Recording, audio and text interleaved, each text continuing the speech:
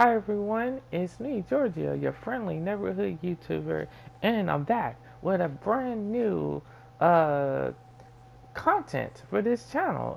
It's something I've never done before, and it's a wrestling pay-per-view. And it's going to be for the 2018 WWE Elimination Chamber pay-per-view. Um, and from what I've watched last night, it was a really good show. I mean, it wasn't the best. I mean, some of the stuff we saw coming, and some of it, we didn't. But I have a pretty good idea of how I'm gonna do this, and we're gonna just start off with the design of the Elimination Chamber. Of course, this is like the second year they had a new design for it, and it's got LED lights at the top of it, and they really did a great job of redesigning the Elimination Chamber. They're using some plexiglass or something, so it's not really real glass that they're using in it. And it looked very cheaply made if you've seen some of the spots that they did in the pay-per-view. So, it's just kind of weird, but it's still cool though. I really did like the design of the chamber. And in total, we see they had, I would say, probably 5 matches, 5 or 6 matches, I guess. Not counting the pre-show because, in my opinion, the pre-show, I don't know if I can count it a part of the pay-per-view or not, but it's still pretty good though. Let's see. The first match that we're going to talk about was actually is what I was hoping, and I was hoping that they would do the women's elimination chamber match first because it's the first one, and you don't want to risk. If it doesn't turn out good, you don't want that to be the match that closes out the show. But from what I saw, I thought it was a really good battle.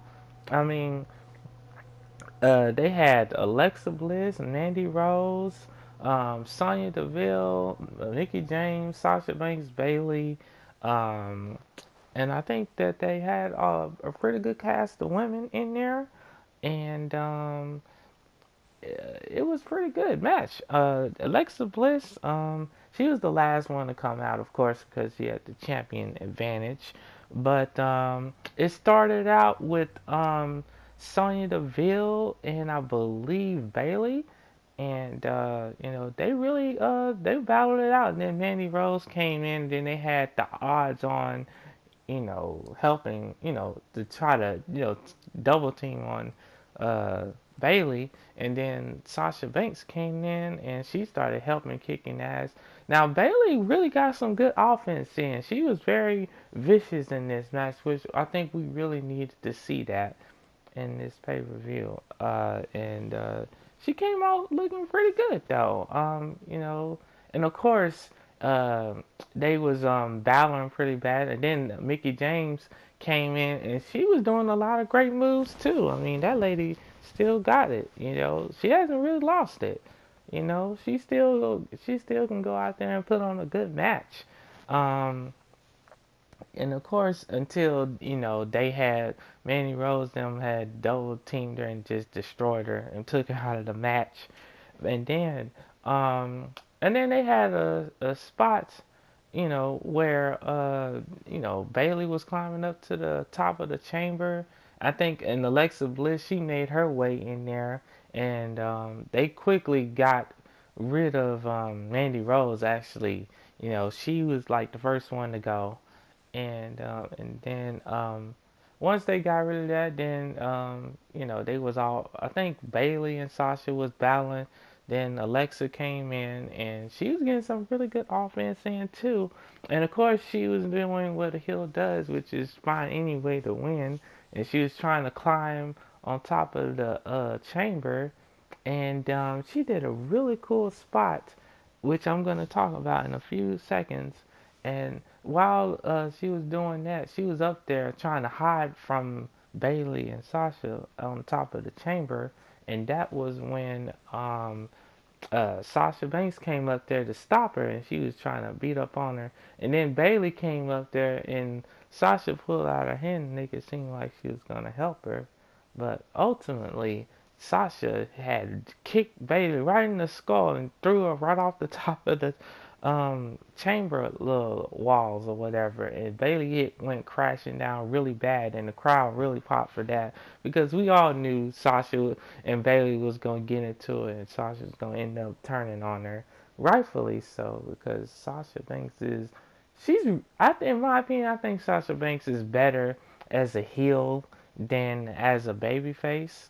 You know, because when she's babyface, every time she would win, she'll be crying and stuff, and I don't know, that gets old because she was doing it all the time. So her as a heel is, or at least playing somewhat of a bad guy character or whatever, it works for her character. And I'm pretty sure we might see her and Bailey probably get into it and probably battle at the next pay-per-view. And after that,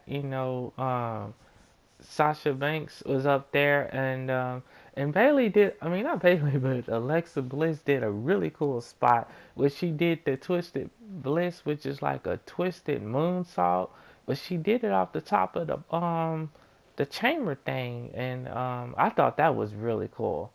And for whatever reason they was battling, and then Sasha Banks was on top rope, and she's gonna go and climb the pod. I mean the top rope, and she's gonna try to climb on top of the pod or something. And that was a dumb mistake because that's all Alexa Bliss needed to go up there and throw her head into the pod. And then after that, um, Alexa Bliss did a cool little DDT from the top rope. It kind of looked like Andrade Cien, the guy from NXT. It looked like his finishing move, but from the top rope. So she got her with the DDT and she won. And and it was a funny little promo that she did at the end of the match. It made it seem like she was a baby face, cutting, and like she was crying, saying it was for all the little girls. But only to turn out she turned heel again on everybody and said, none of y'all dreams are gonna come true. So it was true savagery from Alexa Bliss at its finest. And pretty much, it sets the tone for going into WrestleMania, where is I think she's probably gonna end up facing Nia Jax, which I will get to Nia Jax match in Asuka in a little bit. And then the second match on the card was the Raw Tag Team Title match, which is featuring Titus Worldwide, which is Apollo Crews and Titus O'Neil versus The Bar, Sheamus and Cesaro. And this match, it really didn't interest me that much. I'm gonna be honest. This was like the bathroom kind of or snack room break kind of match. I didn't see Cesaro and Sheamus losing the belts right now. I don't know what they're gonna do with those guys going to WrestleMania. I'm assuming they're gonna probably have like a big multi-man tag team title match at WrestleMania like they did last year. Um, I will say Apollo Crews looked really good in the ring out there, though. The guy he's really fun to watch in the ring. His character's starting to get a little bit better, but he's still lacking the charisma, which I know not everyone's gonna have A plus charisma, but the guy really showed up in this match. But it wasn't enough to stop Cesaro and Sheamus. And so, the winners were The Bar, which is Cesaro and Sheamus. Okay, now we're going to match number 3, which is Asuka versus Nia Jax. And if Nia Jax won this match, she would have a shot to go to WrestleMania, and it will make it I guess, a triple threat match, depending on if Asuka chose Alexa Bliss or not. And from what I would say, man, it started off really good. Like, and they even before this match even started, they showed a cool little shot backstage where Nia Jax stepped on Asuka's little mask that she comes out in her entrance. I will say the crowd loves Asuka. She has a really cool, unique entrance, and Nia Jax has that very intimidating look and walk when she comes to the ring. That little death stare, and I think it works for her. It kind of almost reminds me of the Undertaker a little bit. you know how she will come to the ring with that stare. But that was pretty good, and the match was really aggressive. I mean, Nia pretty much dominated most of the match, you know, but she did a powerbomb move, and it caused Asuka to counter it into a roll up. Now, you know, for the pin, so Asuka did win this match, but Nia looked very strong, and it got even worse because at the end, Asuka wasn't smart enough to get out of the ring after get that roll up pin. So Nia Jax came in and smacked her across the head from behind, and then it got worse from there because Nia Jax threw Asuka into that ring post out there, and then she bombarded her ass through a barricade. It looked like a tackle. It wasn't a spear like what Roman Reigns or Goldberg would do, but it was more of a like a tackle kind of move or a shoulder block where Nia Jax used all her weight and just send Asuka crashing through that barricade. And that was a crazy spot. Even though Nia Jax didn't win, it still made her look strong because, you know, you don't want a person with the size and the magneticism of Nia Jax to look too bad. Even though she lost, she still came out looking like a winner. You know, it says, hey, I'm not done. I'm still going to find a way to get that championship. I do still think that it might be Nia Jax versus Alexa Bliss at WrestleMania. I would love to see that, and I think Asuka is gonna probably face Charlotte. You know, only time will tell. But it makes, I mean, it seems kind of obvious right now. And so I really enjoyed that match. I would give it B plus maybe. As in the women's elimination chamber, to go back to that, I would probably give that match maybe a B minus, maybe a C plus at best. I think it actually. I'm gonna give it a B minus because it was good. I enjoyed it. I didn't think it was bad at all. The bar match, I'm gonna give that probably C minus or maybe. Actually, no, I'm gonna give it a D. Anyways, because I just didn't care for that match. Now we got match number 4, which is Matt Hardy versus Bray Wyatt. The fans were chanting really weird stuff. The fans were so disrespectful in this match. They really did not care about this match. What they could care about the most was some fan apparently like he had a beach ball in the arena and he was playing beach ball and the fans were chanting, "We want the beach ball." And it was chanting all kinds of weird shit, by the way. And speaking of that, this pay-per-view was in Las Vegas, even though that has nothing to do with it. It's just this crowd, the WWE crowds nowadays are so annoying. They be chanting the most weirdest stuff. They're very disrespectful, you know, towards the wrestlers and doing beach ball crap. And you could just tell they wasn't into this match. Even though Matt Hardy versus Bray Wyatt, this was probably the best match that they've had out of the ones that they've had before. And I thought that it started out really cool because, you know, Matt Hardy made his cool entrance. But um, when Bray Wyatt came out, and he was already in the ring, Matt Hardy was not in the ring. So Bray Wyatt went looking for him, and that's when that's when Matt Hardy came out of nowhere off the ring steps and tried to hit him, and he did get him with like an axe handle shot, and then they did a little brawling, and then of course Bray Wyatt got the upper hand on Matt Hardy, and then I think Matt Hardy came outside running around the other side of the ring, and Bray Wyatt hit him with a really cool vicious clothesline, and that was something else right there. You know, Bray Wyatt, he still has a lot to, in my opinion, that you can do with him. But these two are struggling right now. I think they should put Matt Hardy and Bray Wyatt in a tag team match. And I think that that will turn out a little bit better from what they're trying to do. Um, uh, and then Matt Hardy got his offense in. Of course, Bray Wyatt, he makes some mistake. I think trying to go for Sister Abigail. Um, but Bray Wyatt hit that really cool Uranagi move, and he caught Matt Hardy with that. But it was not enough to take out the Woken One.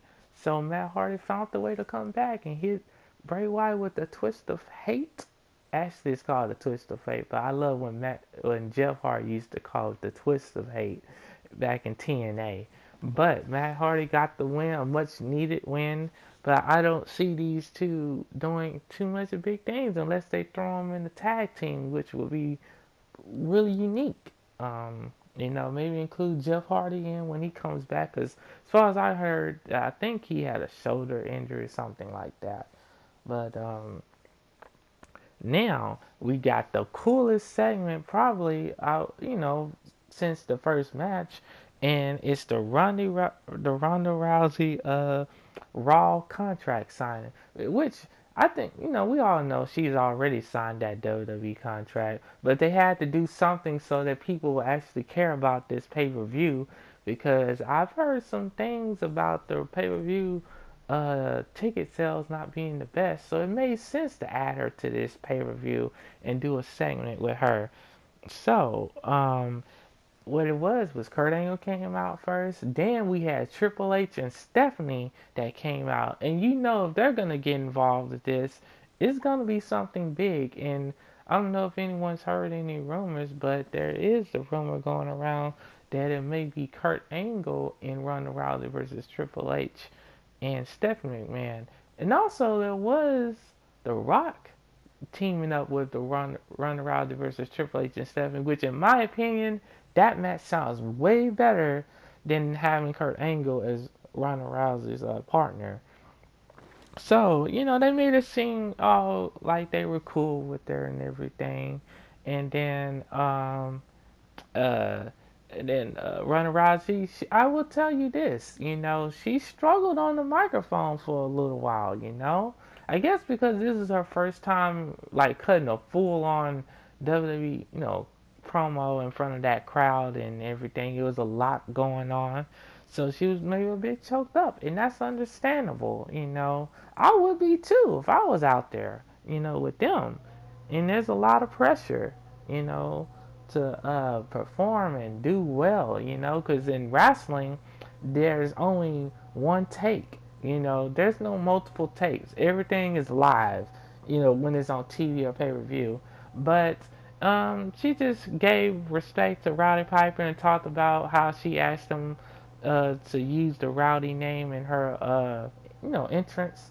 And the jacket, which she now has her own jacket that's made similar to Rowdy Piper's, which I like that. I like the shirt that she has. It's the perfect tribute to Rowdy Piper. But I think she's going to make all this her own thing soon enough. And I think Rowdy Piper will be proud. But, and as, then, Triple H, instead of talking about how they was happy to have her at the show, and have her signing with the WWE, and then Stephanie goes on to present her the contract, and right before Ronda Rousey was going to sign it, she looked over and she saw Triple H talking with Kurt Angle, and looked like they was having a disagreement or something. I guess Triple H didn't want Kurt Angle to say much, and then Ronda Rousey says, "Hey Kurt, you got something to say?" And then Kurt Angle goes on to tell Ronda Rousey what Triple H and Stephanie really been saying about her, how they think he said that they think she's a has-been, and they haven't forgotten about what she's done to them back at WrestleMania 31. Yes, I said it right. Kurt Angle, I believe he said WrestleMania 21. I have to go back and listen to that again. But yeah, I think he made a mistake, and I will admit, y'all, they're ruining Kurt Angle's character. Like, him as a general manager is not working.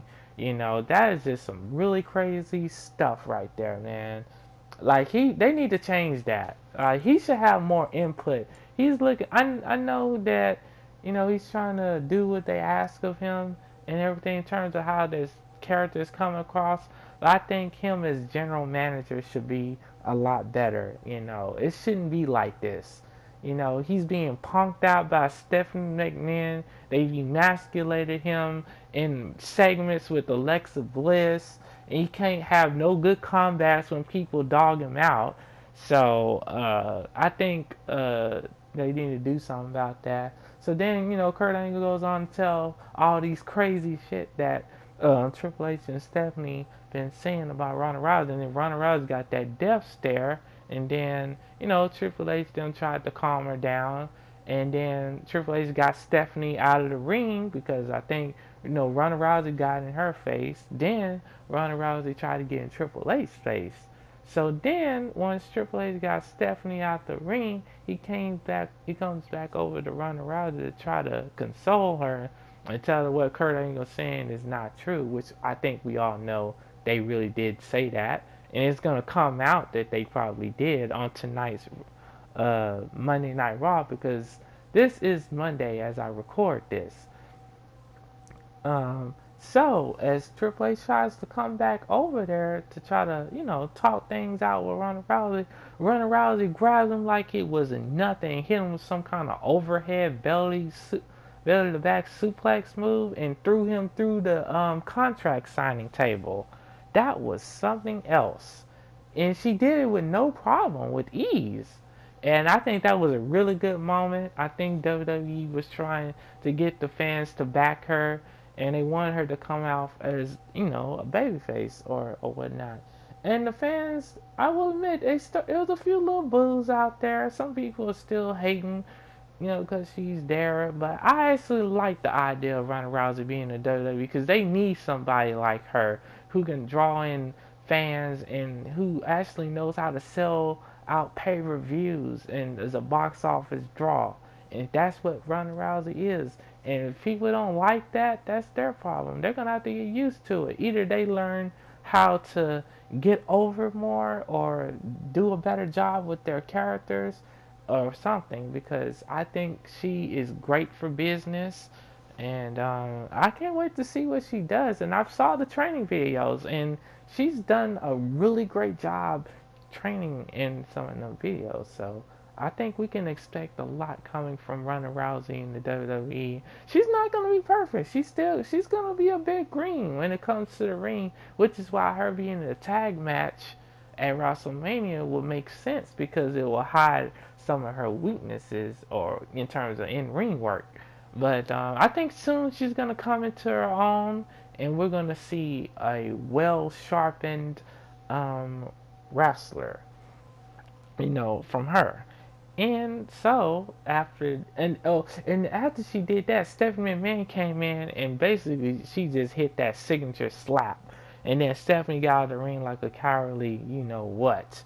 And so on Raw Talk, which I did watch, um, she did go into depth about how they're going to talk things out on tonight's Raw. So you guys should definitely tune in to Monday Night Raw to see the fallout from what happened with that situation.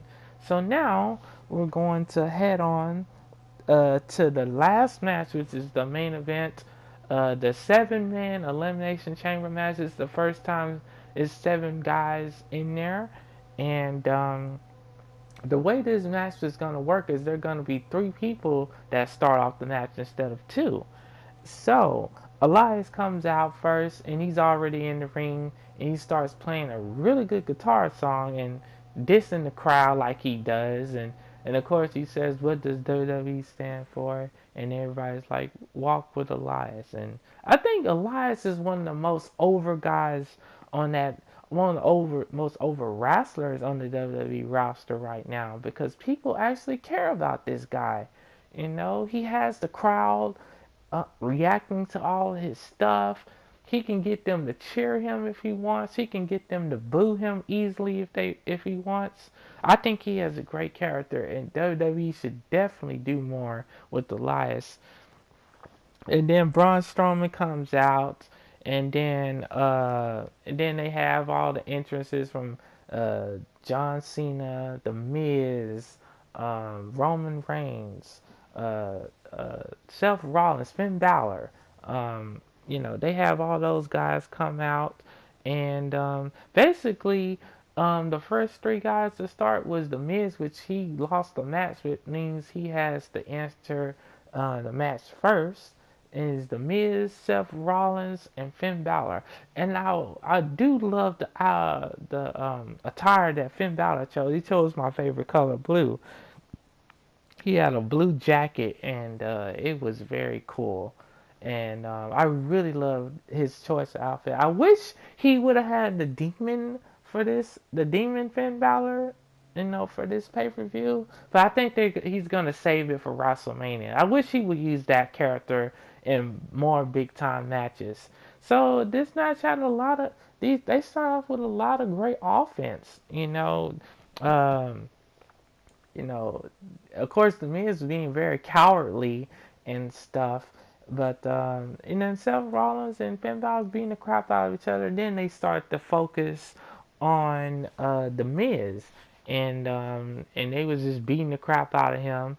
And then John Cena came in, and that's when you knew it was about to get serious because he does his signature shoulder blocks, the little spinning out powerbomb move. Then he hits Finn Balor. I mean, actually, no, he hits the Miz on it with the same thing. And then he does the double you can't see me fist drop move. It gets kind of old, I will admit. But then Finn Balor comes in and tries to stop him, and then they utilize that chain structure a lot. By the Miz was getting thrown into it. Finn Balor got some really good offense, hitting his signature drop kicks and stuff. And then Roman comes out there, and man, he starts just welling everybody with right hands, knocking people down left and right. Man, he was looking like a badass in this match, and I'm not gonna lie, but he wasn't the only one because, as I'm gonna tell you, Braun Strowman is gonna come in, and he really is gonna turn up the volume on intensity and violence and carnage. So Roman, man, he was out there hitting clotheslines on everyone and just going to town. Then Finn Balor started coming back, hitting his moves. And then the Miz uh, comes in and cheap shots Roman, and then he has everybody on the ground now. So he starts doing the Daniel Bryan yes kicks, which he calls them the it kicks. And that was getting a good pop from the crowd. But then Roman Reigns hit him with that. He countered the last kick and hit him with a power bomb. And then he hit a power bomb on Finn Balor, I believe. And Roman was just on top of everything. And then John Cena was starting to fight back a little bit, but he ultimately had to deal with Braun Strowman, and he came in there and just destroyed everyone. He was knocking people down. He threw some people into the chain structure thing. Um, I was very pleased with how Braun handled himself. He was so powerful that everyone had to team up on him, and everybody was hitting their finishers on him, and they even did a cool spot after Braun Strowman. He literally just destroyed the Miz and hit him with that little running power slam move.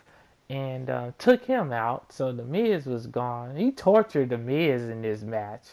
Um, but then after that, everybody saw that hey, we need to get rid of Braun Strowman.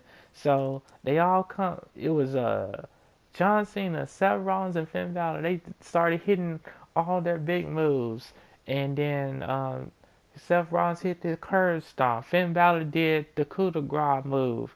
Roman Reigns hit him with I think a Superman punch. Then they all teamed up to do a shield power bomb, and it still wasn't enough to take out Braun Strowman. Like this dude was like the Hulk or something, man. He was a threat in this match. He really was. But then Elias comes out. It was time for him to come out. So he didn't want any part of Braun Strowman, so he closed his his cell door. That everybody has to be in while they wait for their numbers to be called. And so it was pretty smart. And then everybody started to gang up on Braun Strowman. and but then they finally got him down again. So that's when Elias comes in and try to pick up the scraps. He had picked up Roman Reigns like on his shoulder. Then he turned them around to a power bomb, but that got a 2 count. But it wasn't enough. So he's gonna do something really stupid. He's gonna go over into the corner and try to do the same move to Braun Strowman, but he couldn't lift him up, so his back gave out on him, and Braun Strowman just took him out with the power slam. Then he started to take out Finn Balor, with that same power slam. Took him out. He took Rollins out. Then, uh, you know, I think they all try to hit Rollins and Roman Reigns try to team up again to take out Braun Strowman, but it wasn't enough. So, Braun Strowman, he destroyed Rollins. He threw him outside and got a lot of great damage in on him. But then ultimately it was down to Roman Reigns. And man, by the time Roman got to him, he hit him with Superman punches. He hit him with a spear again. Then he tried to hit him with another spear. Because, after all of this stuff, Braun Strowman was kicking out of everybody's finishing moves. You know? So finally, Roman got that second spear and took him out, and he won the match as predicted, because I think everybody knew that Roman was going to win this match. I mean, but what was really cool about this was WWE, I think they knew as well that the fans was going to be unhappy with that decision. So Roman barely could celebrate his win when Braun Strowman just smacks the crap out of him from behind, and he hits him with 2 of his signature power slams. But that wasn't enough. The fans wanted more. Braun knew it. Braun was like, you know what? If I'm not going to go to WrestleMania, I'm going to make it so your ass is going to have problems getting to WrestleMania. So he grabbed Roman by the hair and he threw him outside the ring onto that hard structure out there. And then he grabs Roman and he slings him into one of them glass pods, them plexiglass pods, and that was a really cool spot. I was like, dang, he really messed up Roman. And another cool thing that I like that Braun Strowman did in this match was he had what he did was the Miz was trying to run away, so he was climbing on top of the cage. I mean the chamber, and Braun quickly climbed up the chamber. He grabbed the Miz and he grabbed him and he slung him off the top of the pod on top of everybody in the ring. That was a really cool spot. One of my favorite ones, besides the end, what he did to Roman. Braun was looking like a badass, and it looks like he's going to be facing Miz for the Intercontinental title at WrestleMania. Tonight's Raw is really going to tell us what's going to go down, or at least what's an idea of what's going to happen at the pay-per-view going into WrestleMania, which is going to be in my home state of Louisiana, but it's going to be in New Orleans. I'm from Shreveport, Louisiana, but I'm pretty sure they'll be coming back here to Shreveport, Louisiana around that time. It's gonna be a really great couple of weeks for wrestling right now, and I think tonight's episode of Raw is going to be must see. We're gonna see how all this stuff plays out. So yeah, guys and girls, this is my review, my very first wrestling pay-per-view review on my channel, and I hope you guys were entertained and enjoyed it. Yes, it was about 30 some minutes long, but I wanted to cover every single thing in this pay-per-view. And of course, in the future, I'm going to just start talking about what I liked about the pay-per-view and what I didn't like, to kind of to slim it down a bit. But this was very fun for me, and I'm just trying new things out for the channel.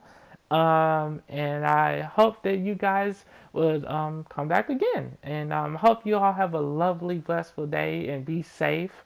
And you never know what might happen next on this channel. But until then, take care and have a blessed one, y'all. Bye bye.